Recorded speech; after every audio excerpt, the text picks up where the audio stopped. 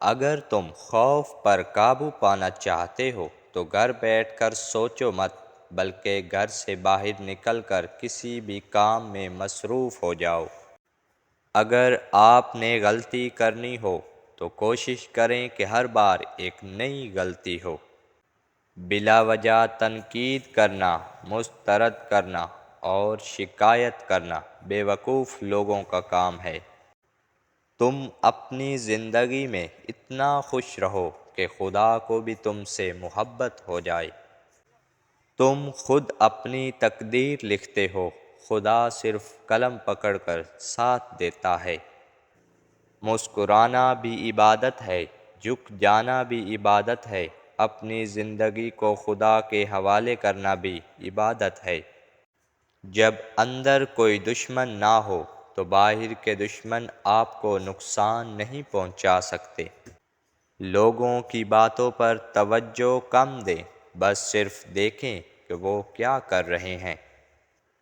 اگر ہم وہی کرتے رہیں گے جو ہم کر رہے ہیں تو ہمیں وہی ملتا رہے گا جو ہم حاصل کر رہے ہیں۔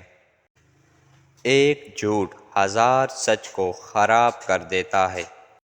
غصے کی بجائے مسکرانے والا ہمیشہ مضبوط سمجھا جاتا ہے۔ خوش رہنا بادشاہ بننے سے بہتر ہے۔ جب عقل پر پردہ پڑ جائے تو سمجھانے والا آدمی سب سے برا لگنے لگتا ہے۔ ہمیشہ سچ بولنے سے انسان کو ذہنی پریشانی سے نجات مل جاتی ہے۔ کنویں میں رہنے والا مینڈک سمندر کے بارے میں کبھی نہیں جان سکتا۔ لوگ کیا کہیں گے، یہ ایسی گھٹیا سوچ ہے جو اللہ کا ڈر نکال کے لوگوں کا خوف ذہن پر غالب کر دیتی ہے۔ وقت اچھا ہو یا برا گزر جاتا ہے، لیکن باتیں اور لوگ ہمیشہ یاد رہتے ہیں۔ جب اپنوں میں غدار، مکار اور منافق پیدا ہو جائیں تو میدان میں کھڑا شیر بھی کتوں سے ہار جاتا ہے۔ اپنا موازنہ دوسروں سے نہ کریں، اگر آپ ایسا کرتے ہیں تو آپ اپنی توہین کرتے ہیں۔ دنیا میں تنقید کرنے والے پہلے ہی بہت زیادہ ہیں، تم حوصلہ افزائی کرنے والے بن جاؤ۔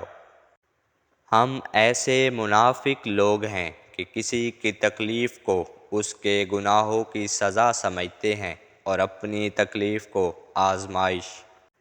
حسد کرنے والے دوسروں کے لیے تکلیف کا باعث ہیں، لیکن اپنے لیے عذاب ہیں۔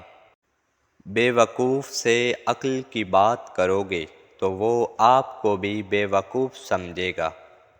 اگر آپ گالیاں دیں گے تو آپ بھی سنیں گے۔ جب تک ہم رشتوں میں سچائی کو برقرار رکھتے ہیں تب تک ہمارے درمیان اختلافات پیدا نہیں ہو سکتے۔ غلط فیصلے کے اثرات بہت کم عرصے میں ہی نظر آنا شروع ہو جاتے ہیں۔ دوسروں کی چاپلوسی کر کے اپنا کام نکلوانے سے بہتر ہے انسان خود محنت کرے، اسی میں انسان کی عزت ہے۔ اپنی نسلوں کی حفاظت کیجیے، کیونکہ جیسے آج ہم ہیں ویسے ہی ہماری اگلی نسل ہوگی۔ فیصلہ کرنے سے پہلے مشورہ کرنے سے غلطی کی گنجائش کم ہو جاتی ہے۔ عروج کے بعد زوال بہت اذیت ناک ہوتا ہے۔ نیکی کا کام کرتے ہوئے اور یتیم کی مدد کرتے ہوئے دھوکہ ملے تو سمجھ جاؤ تم دولت مند ہونے والے ہو۔